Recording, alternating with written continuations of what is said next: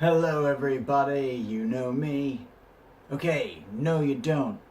But you know who I am. I am your Smarks Wrestling Alliance Heavyweight Champion, Issa J.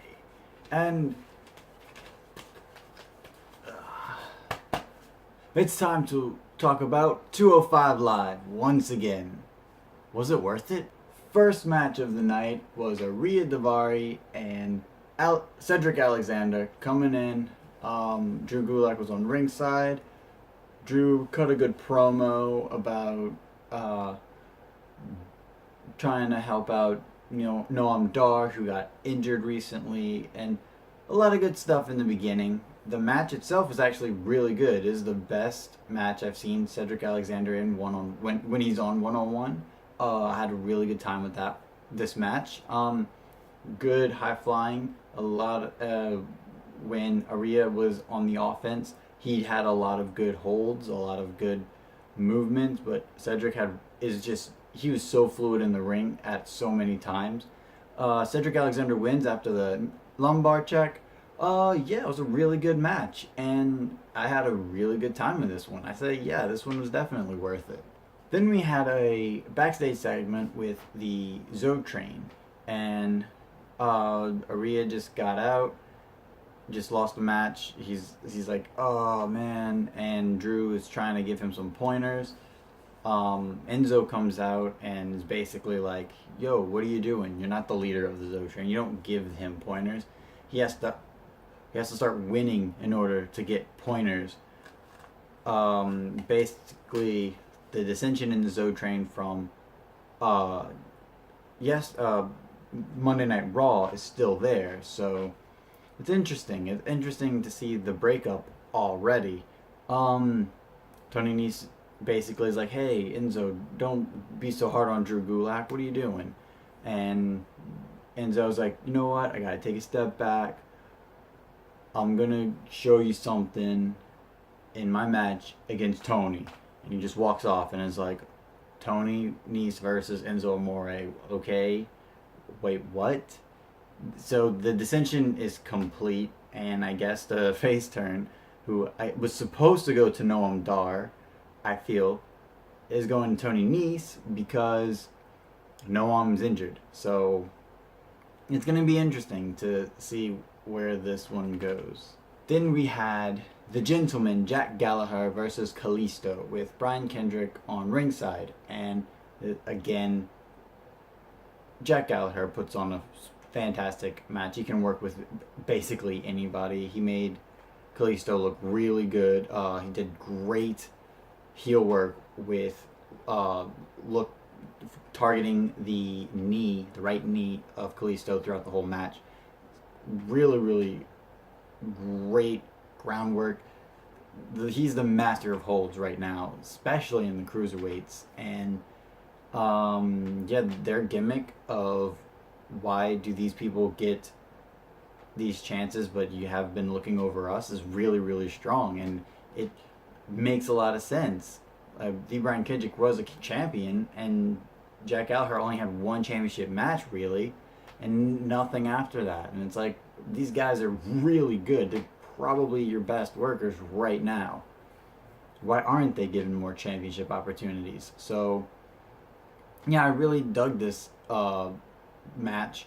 Ends with a roll-up. Kalisto gets the 1-2-3.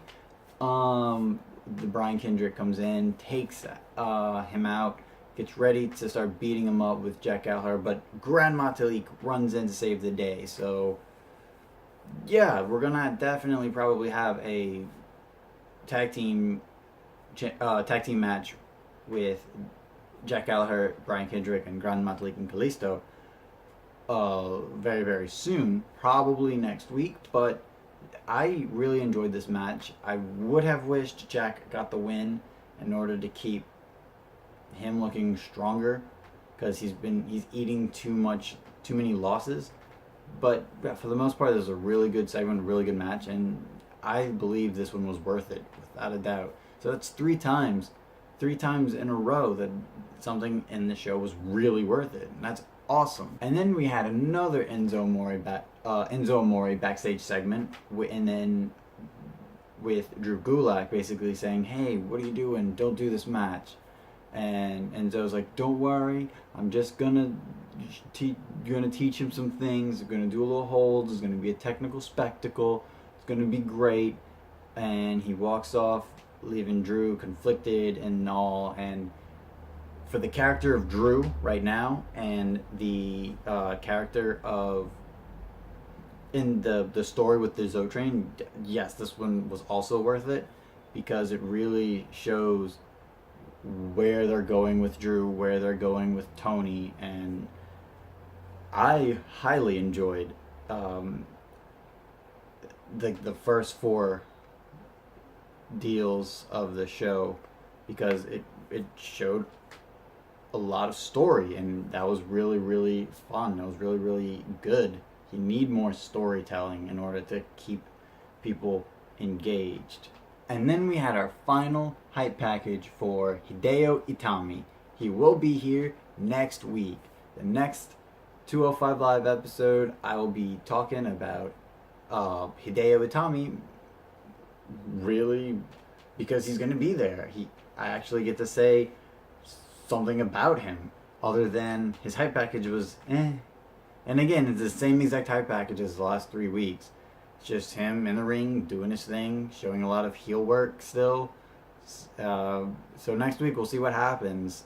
And yeah, unfortunately this wasn't worth it because we've seen it 3 times already. It doesn't give anything to his character. It doesn't give anything to what he's gonna be. All it is just him.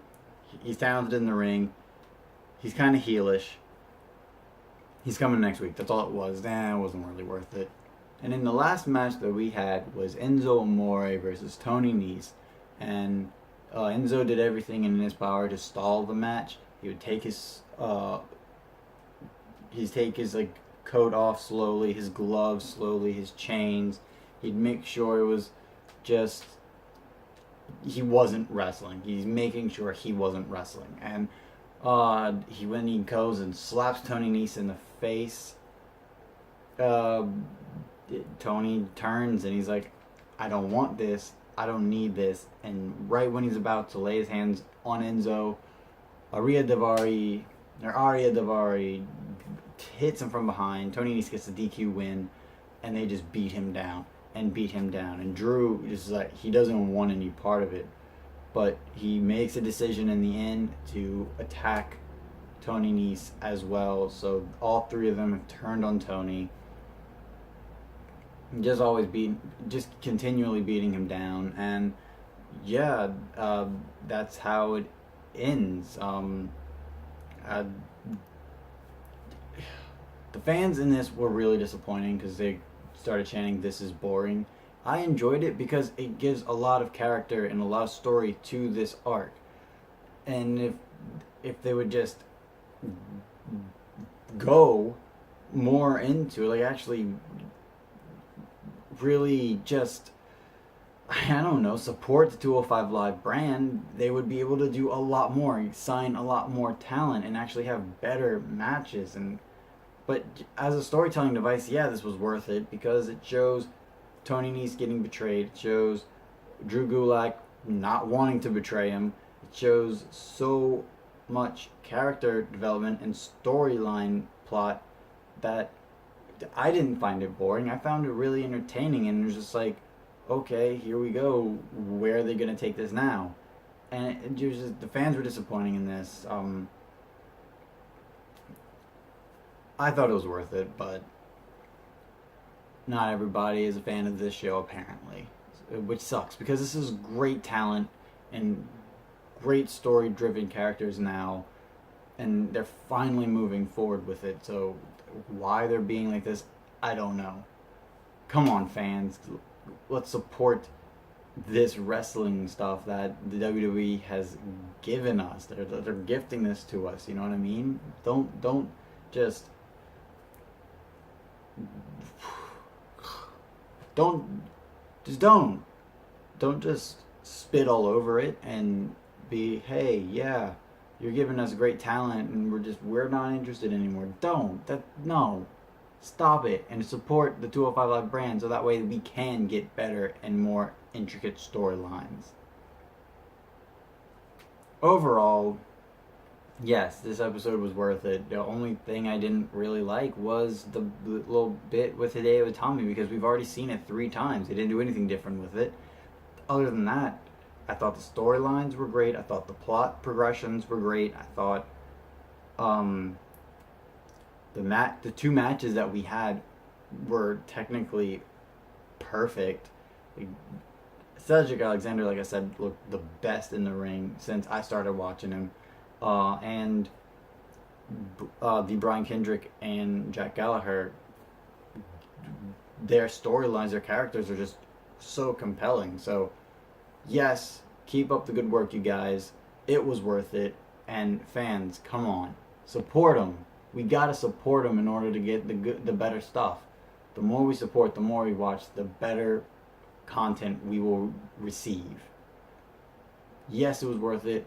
Have a great day, everybody. And until next time, It will be awesome.